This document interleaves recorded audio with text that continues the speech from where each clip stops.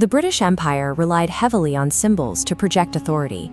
To maintain psychological dominance in the early 20th century, the empire constructed an image of engineering and financial superiority that was meant to appear unshakable. On the mechanical side of that projection sat Rolls-Royce. These vehicles were positioned at the strict peak of the social hierarchy. Looking at this factory floor, the exposed chassis reveal the industrial apparatus required to assemble these machines. The cost and labor involved meant production was limited to a small fraction of the global elite. Owning one was an explicit statement. It was a tangible mark of being at the top of the colonial food chain. But thousands of miles away, the bustling streets of Indian cities presented an entirely different cultural and economic reality. Here, Maharaja Jai Singh Prabhakar of Alwar commanded formidable respect. His ornate attire reflects a ruler whose personal dignity was fiercely protected. According to a widely circulated piece of folklore, this single monarch intentionally orchestrated a massive humiliation against the Rolls-Royce brand. He reportedly bought their most expensive vehicles, shipped them back to India, and forced them into the manual labor of city maintenance. A brief encounter in London supposedly turned the British Empire's most exclusive status symbol into an object of global ridicule. The story originates on a wealthy street in London. The atmosphere here is defined by strict class boundaries, high-end commerce, and exclusivity. The Maharaja walked into this environment wearing casual clothes, devoid of his royal markers, and stepped inside a Rolls-Royce showroom to browse. The British salesman working the floor took one look at his ordinary attire and brown skin, dismissed him as a potential customer, and refused him service. We can understand this through colonial profiling. This diagram plots perceived race against assumed status, mapping the rigid matrix salesmen use to categorize anyone. But this system collapses when their assumptions crash into a reality they couldn't conceive of. By turning him away, the staff unwittingly challenged a ruler whose culture was anchored in honor and overwhelming resources. The Maharaja left the showroom without a scene. He returned to his hotel and commanded his staff to arrange a publicized official royal visit to that exact same dealership. When he returned, the power dynamic instantly inverted.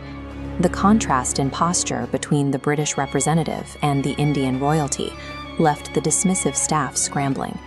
He purchased every single Rolls-Royce available on the showroom floor. He paid for the cars and the exorbitant shipping costs to India entirely in cash. This transaction was a calculated acquisition. He was stockpiling ammunition for a targeted retaliation. The vehicles made the long journey from London directly into the sovereign grounds of the Maharaja in Alwar, beneath the shadow of his majestic palace. Once they arrived, he ordered his local municipality to strip the roofs off the cars and use them strictly to collect city waste and garbage. Word of this deployment trickled back to Europe. It was a direct challenge to the brand's reputation for elite prestige, as reports emerged of their luxury vehicles sweeping Indian streets. The Maharaja had taken the empire's pride and turned it into a punchline. By using the cars for garbage, he targeted the exclusivity that gave the brand its power. That is the legend as it has been told for decades. But we must step back and ask if this sequence of events occurred exactly as described. There is a significant historical blind spot here.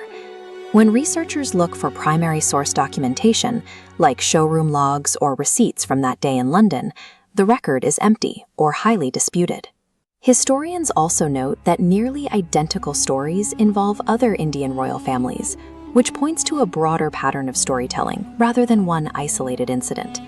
What is documented is that Maharajas frequently modified these cars for rugged, utilitarian purposes.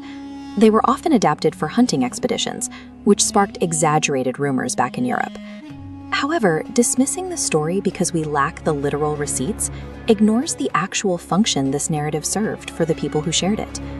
When a colonized people cannot fight an empire with military might, they often fight back with stories. These narratives travel faster than any army. The Indian public needed this myth to spread. It provided a psychological catharsis, proving that the supposed untouchability of the British was merely an illusion that could be bought and broken. Whether the Maharaja ordered the garbage collection, or if the story amplified through retelling, the final outcome was identical. The legend of Maharaja Jai Singh endures today. It stands as a reminder that while an empire can manufacture prestige, human dignity remains something that cannot be bought, sold, or taken away.